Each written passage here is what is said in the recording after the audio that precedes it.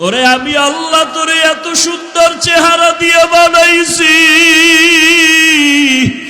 আজকে মা কয়া ডাকো, বাবা কয়া ডাকো, আমি বাধা দেই না, বেজারও হই না।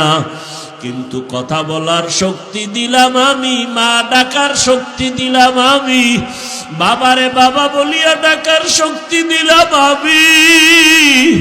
ও বান্দা আজকে বাবার ডাক পাইয়া ভুলিয়া গেছো, আমি মাওলাকে একবার আল্লাহ বলিয়া কেন ডাক দাও না? ওই মা বাবার মায়া মোহাব্বতের থেকে আমি মাওলার মোহাব্বত অনেক গুণ বেশি। যদি একবার চোখের পানি সারিয়া আমার মাওলাকে ডাক দাও, ও দয়ার মালিক, এই দুর্বল আবহাওয়া কাদা পানির মধ্যে তোমার বান্দা এখানে হাজির হয়ে গেলাম। বসার মতো জায়গা নাই, দাঁড়াবারও জায়গা নাই, একমাত্র তোমার মোহাব্বতে আসছি রে আল্লাহ। জীবনের গুনার খাতা নিয়ে আসছি, আর গুনাহ করব না। ও আল্লাহ, জাহান্নামের আযাব সইতে পারবো না, মশার কামড় দুনিয়ায় সইতে পারি না। আজকে থেকে তওবা করে ফেললাম, মরিয়া গেলে যাব। হায়াতের মালিক তুমি আল্লাহ, ইজ্জতের মালিক, রিজিকের মালিক তুমি আল্লাহ। দুনিয়ার সবাইকে যতদিন খুশি রাখলাম তাতে কোনো সম্মান আর শান্তি পাই নাই। ঘুরে ফিরে মাওলা তোমার কাছে ফিরে আসলাম।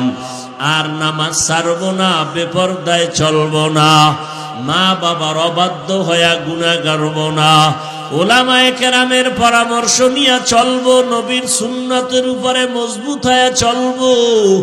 আমার মাওলার মোহাব্বত কি মা বাবার থেকে কম নাকি? ওস্তাদের থেকে কম নাকি?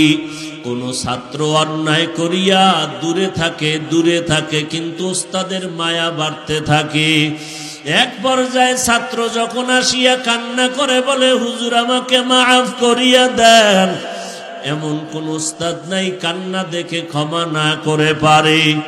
ও আল্লাহর বান্দারা, ওই ওস্তাদ থেকে, মা বাবার থেকে আমার মাওলার মায়ার কোনো সীমানা নাই। আমার আল্লাহর ছেলে নাই, মেয়ে নাই, আল্লাহ আদর করে বানাইছেন মানুষ।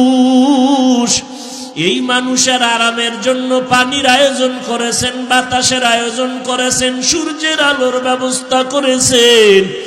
আমার মাওলার এত আদর করা বান্দা কোথায় ভাগিয়া যাবে, কেন জাহান্নামে যাবে?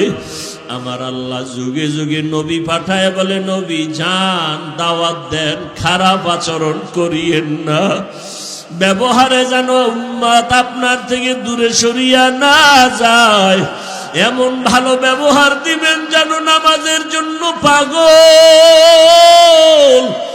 নবীরা বিদায়ের পর আল্লাহ পাকের পক্ষ থেকে ওয়ারাসাতুল আম্বিয়া, উলামায়ে কেরামদের উপরে দায়িত্ব চলে আসলো।